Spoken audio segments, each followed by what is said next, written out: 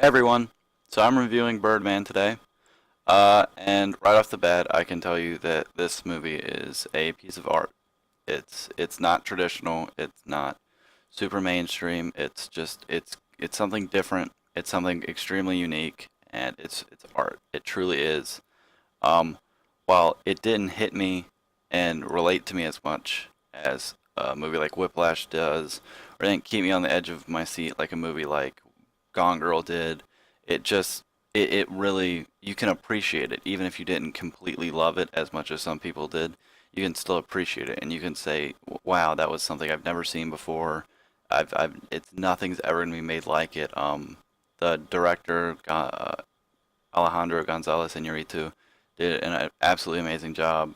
People should inspire to do stuff like him more often, just to break the mainstream to make art. Like there's a reason it's got I think 9 Oscar nominations for different categories because it did everything so well.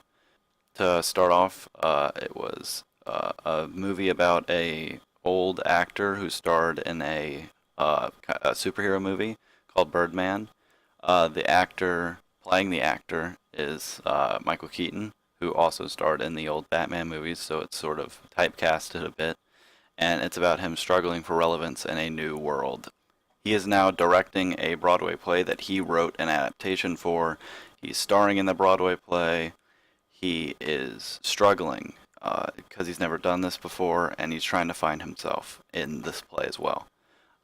This movie also stars Edward Norton and Emma Stone, who are both really amazing in it. Edward Norton plays a kind of a cocky actor, Broadway actor, who really knows he's the best and really does an amazing job in the movie. I think like if you look at the Oscar category for Best Supporting Actor, like J.K. Simmons is obviously going to win because he did such an amazing job. But if you were to take J.K. Simmons out of it, and it was to be a much closer race between the other nominations, I think Edward Norton would have won because he just did such an amazing job in this movie at being that cocky actor, and I think a little bit of himself goes into it, as he's had trouble with movies before in the past. I really loved him in Fight Club. I've loved him. I plan on watching some other movies that he's been in because I just really like him. I really like his style. Emma Stone is also in the movie. She does an incredible job. I really like her in this movie. I really like her character. She's kind of the junkie. She's the daughter of Michael Keaton in the movie, and she's kind of like helping put on the show.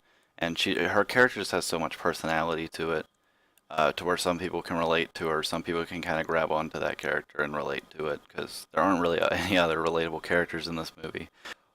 Two people in this movie that I really like that I think should have gotten maybe a little bit more screen time were the two actresses that were Edward Norton's girlfriend and Michael Keaton's girlfriend. I think whenever they were on screen, they were doing a really good job, and I kind of wish that they had more lines and just a little bit more to do with the movie because they were really good whatever they did. Finally, the movie also stars Zach Galifianakis, who's a comedian that I really like and have liked for years. The Hangover movies I like, at least the first two. I don't really even know what the third one was really about, but that's not the point. I really like Zach Galifianakis in this movie. I really like him trying to do more serious roles, but they still have like the comedic tone to it. And he really nailed it. And I look forward to seeing more like this from him in the future. To finish up the review, it was just so good. It was so well directed, and also the cinematography in it was just outstanding. And I really hope it wins the cinematography award, which I believe it was nominated for, just because the way it was shot as if it was all one continuous tracking shot, which means that the camera just follows the person behind them or in front of them. It's a really good directing trick to do, and it was fun to watch the movie like 2 or 3 times and try to figure out where all the cuts were in the movie because it's just one continuous shot that isn't actually one continuous shot. So you have to find the cuts. It's kind of a fun game to play. A couple of them are kind of recognizable, but to anyone who doesn't really know anything about film or how film is shot, um, it may be hard to find quite a few of them. But it was really groundbreaking. I haven't seen anything like it before, and I really hope it wins as many awards as it possibly can because it's just a piece of art. It's something people will be talking about years from now. It's something people will be referencing, and film students will be studying, and it's really an amazing film, despite some people not being able to relate to it as much as other movies this year. I'm giving this movie a 9.5 out of 10. I really, really, really loved it. But it just wasn't as relatable as a movie like Whiplash was, which was probably my movie of the year with Gone Girl.